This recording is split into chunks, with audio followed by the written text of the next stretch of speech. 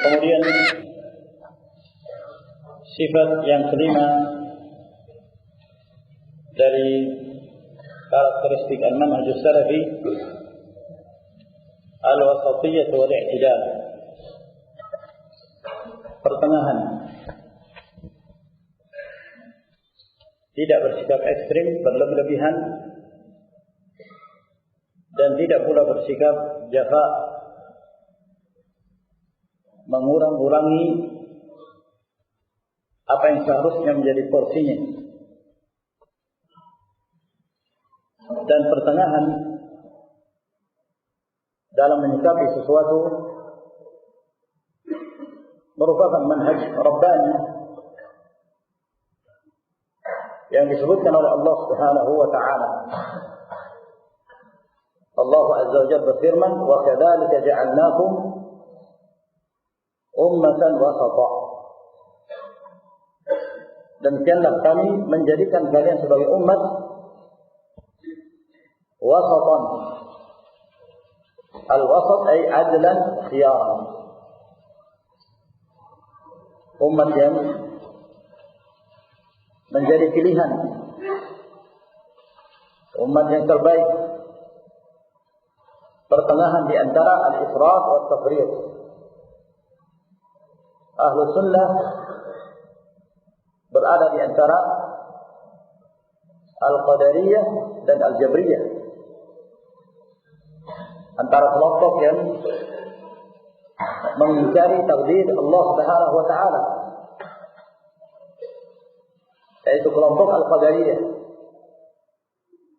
dengan kelompok al-jabriyah yang berlebihan dalam menetapkan takdir sehingga meniadakan bahwa seorang hamba memiliki ikhtiyar, pilihan untuk menentukan sesuatu, menentukan baik buruknya sesuatu. Demikian pula ahlu sunnah pertengahan di antara kelompok-kelompok yang menyimpang yang lain dalam menghukumi sesuatu. Ahlu sunnah selalu mengembalikan kepada porsi yang telah ditetapkan di dalam Al-Quran Al-Karim dan di dalam sunnah Rasul sallallahu alaihi wa ala alihi wasallam. Dalam menghukumi sesuatu, mereka selalu mengembalikan kepada pemahaman para ulama salaf dalam memahami Al-Quran dan Sunnah. Seperti misalnya permasalahan al-hukmu bighairi ma anzalallah, berhukum dengan selain apa yang diturunkan oleh Allah Subhanahu wa taala. Ahlu sunnah tidak menyikapi setiap yang berhukum dengan selain hukum Allah Tabaraka wa ta'ala, maka dia kafir, keluar dari Islam. Ahlu sunnah berada di antara Khawarij dan Murji'ah. Kaum Khawarij yang menghukumi secara mutlak siapa saja yang berhukum dengan selain yang diturunkan Allah Subhanahu wa taala, maka dia kafir, keluar dari Islam, murtad,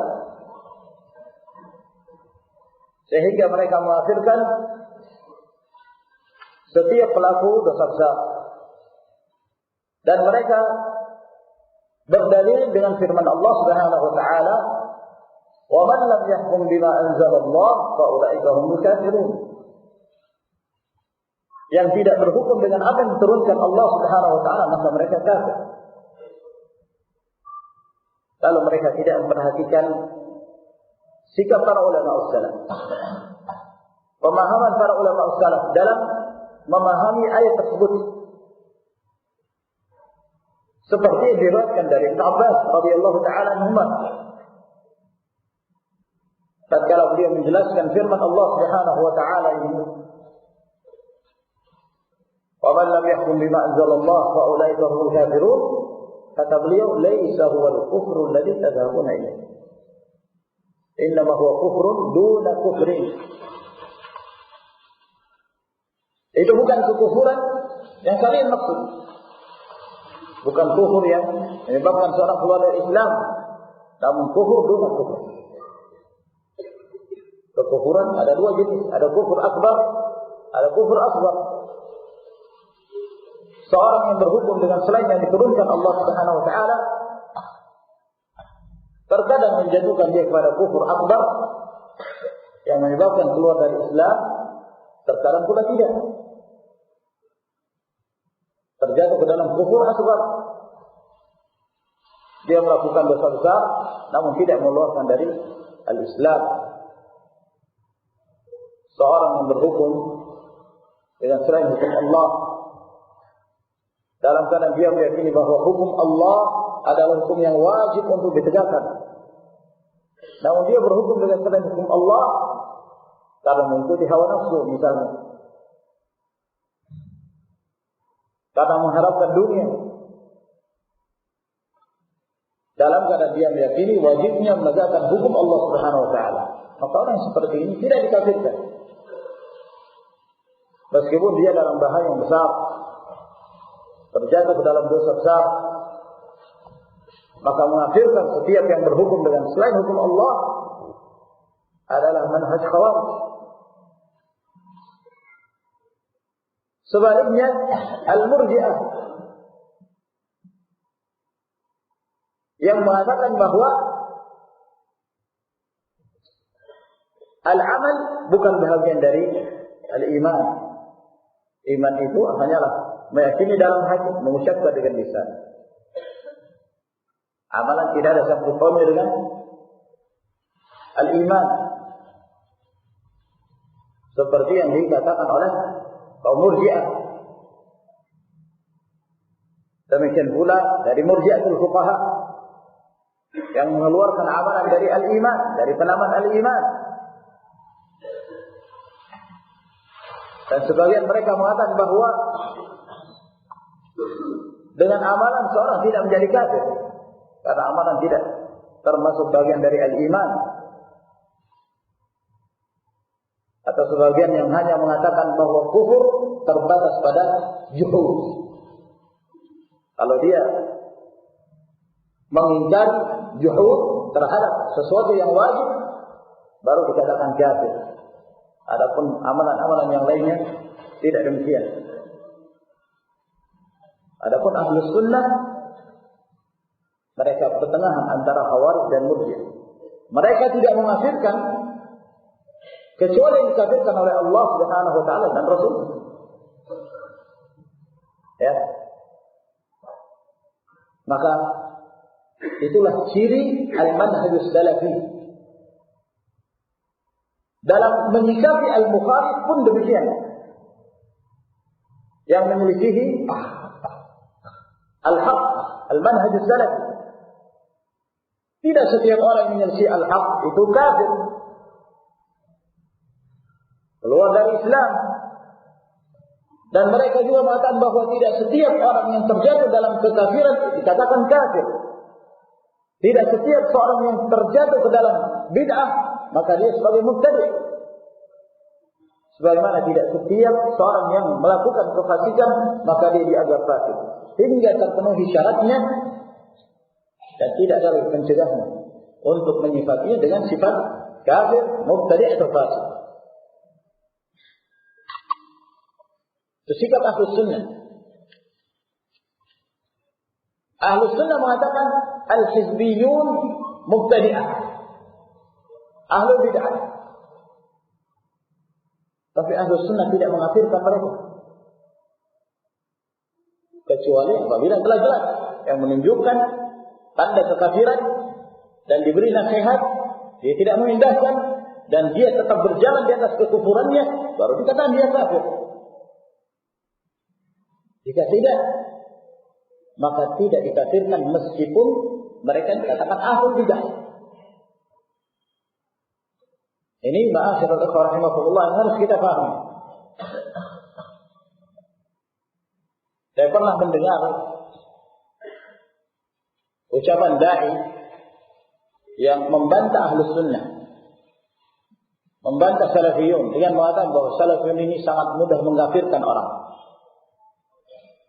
Dengan kesalahan atau sebagian kesalahan sudah dikafirkan. Hasan al-Banna mereka kafirkan, Ikhwanul Muslim mereka kafirkan, Jama'atut Tabligh mereka kafirkan. Subhanallah, ada buhtanun azim. Dari mana ucapan ini? Mana para ulama yang mengkafirkan mereka? Ini kedustaan yang jelas. Syekh Mubil bin Hadi Al-Wadi'i rahimahullah ta'ala, beliau seringkali mentahdzir dari berbagai al-ahzab, hizbiyah. Namun beliau mengatakan la nukaffiru katsiran min al-hizbiyyin. Kami tidak mengkafirkan sekian banyak dari hizbiyun. Ketika Syekh Mubil rahimahullah ta'ala beliau menjelaskan tentang kesesatan Yusuf al-Qaradawi, ucapan-ucapannya yang mengandung kekufuran, ada seorang muridnya berdiri meminta kepada Syekh dan menukilkan ketika dari Syekh Ibnu Utsaimin bahwa Syekh Ibnu Utsaimin mengkafirkan. Kata Syekh, uskut, diam kamu. Kalau beliau melihat bahwa orang ini belum sampai kepada tingkatan kafir, keluar dari Islam, maka harus bersikap insaf. Wala yajrimannakum syana'anu qaumin 'ala alla ta'dilu, i'dilu aqrabu lit-taqwa. Jangan permusuhan kalian, kebencian kalian kepada seorang atau kepada satu kaum menyebabkan kalian tidak berbuat adil. Berbuat adil itu lebih mendekatkan diri kepada takwa, pada Allah Subhanahu wa ta'ala. Ya. Ketika ada satu kelompok terjatuh dalam kesalahan, lihat, hukum sesuai dengan porsinya. Tidak kurang, tidak pula lebih. Tidak kurang, tidak pula lebih. Seperti misalnya kelompok yang disebut Murji'atul Fuqaha. Al-Murji'ah dari fuqaha. Mereka yang mengatakan bahwa al-iman qaulun bil lisan wa i'tiqadun bil janan, dan mengeluarkan amalan dari definisi al-iman. Ya.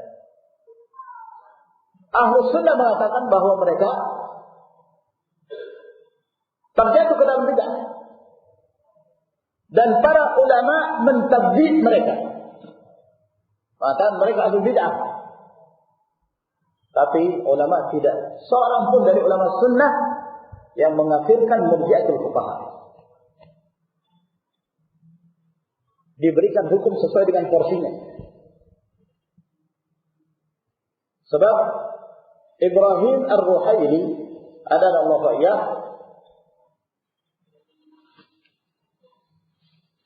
dia mengatakan bahwa tidak seorang pun dari ulama salaf yang mentabdid Murji'atul Fuqaha. Dia ingin menjelaskan bahwa tidak setiap sifat bid'ah itu menjadikan seorang itu ahli bid'ah. Ada sebagian mereka terjatuh ke dalam bid'ah, namun para ulama tidak mentabdid dengan alasan bahwa Murji'atul Fuqaha tidak seorang pun para ulama yang mentabdid. Ini tidak benar. Bahkan dinukilkan oleh Syekhul Islam Ibnu Taimiyah rahimahullah ta'ala, beliau menyebutkan dalam kitab Al-Iman Al-Awsat, pada saat beliau mensyarah hadis Jibril alaihi salam pada halaman 372-373, Berkata Ibnu Taimiyah rahimahullah, wa ankara Hammad bin Abi Sulaiman wa man ittaba'ahu tafadul al-iman wa dukhul al-a'mal fihi wal istithna' fihi. Hammad bin Abi Sulaiman dan yang mengikutinya mengingkari tafadulul iman, bahwa iman itu bertingkat-tingkat. Ada iman yang sempurna, ada iman yang kurang. Hammad bin Abi Sulaiman mengingkari. Dan mengingkari bahwa amalan termasuk bagian dari keimanan. Dan mengingkari bolehnya mengucapkan ana mu'min insyaallah. Ahlus sunnah mengatakan boleh. Al-Murji'ah mereka mengingkari. Kata Ibnu Taimiyah rahimahullah, wa haula hum murji'atul fuqaha. Mereka ini adalah murji'atul fuqaha, murji'ah dari kalangan fuqaha. Wa amma Ibrahim an-Naqai, imam ahli al-Kufah, Syekh Hammad bin Abi Sulaiman wa amdaluhu. Adapun Ibrahim bin Yazid an-Naqai, imamnya ahli al-Kufah, gurunya Ahmad bin Abi Sulaiman dan yang semisalnya, wa man qablahu min ashab Ibnu Mas'ud ka'Alqamah wal Aswad, dan yang sebelumnya dari murid-murid Ibnu Mas'ud seperti Alqamah dan Al-Aswad bin Yazid an-Nakhai, fakan min asyaddin nasi mukhalafatan lil Murji'ah. Mereka ini para ulama, orang yang paling keras dalam menyelisihi Murji'ah. Wa kanu yastathnuna fil iman. Mereka mengatakan boleh, mengatakan saya mukmin insyaallah, dan penyebutan insyaallah. Lakin Hammad bin Abi Sulaiman khalafa salafahu wa taba'ahu man ittaba'ah. Akan tapi Hammad bin Abi Sulaiman menyelisihi pendahulunya dari para ulama salaf, lalu diikuti oleh orang-orang yang mengikutinya. Wa dakhala fi hadha tawa'if min ahli Kufah wa man ba'dahum, dan termasuk pula dalam pengikut Hammad bin Abi Sulaiman beberapa kelompok dari ahli Kufah dan yang setelahnya. Thumma inna salafa wal a'immah ishtadda inkaruhum ala haula wa tabdi'uhum wa tablidul qawli fihim. Kemudian para ulama salaf dan para imam sangat keras pengingkaran mereka terhadap mereka ini, Murji'atul fuqaha, dan mengatakan mereka sebagai ahli bid'ah, dan sangat keras ucapan para ulama salaf terhadap mereka. Walam a'lam ahadan minhum nafaqa bi takfirihim. Dan saya tidak mengetahui ada seorang pun dari ulama yang mengatakan, yang mengkafirkan mereka. Bal hum muttafiqun ala annahu la yukaffiruna fi dzalik atau la yakfuruna fi dzalik. Bahkan para ulama sepakat bahwa mereka tidak kafir dengan itu. Tapi tabdi' mengatakan mereka mubtadi'. Nah, ini sikap pertengahan, menghukumi sesuai dengan porsi. Maka ini al-wasatiyah, al-i'tidal, yang menjadi ciri khas al-manhaj salafi.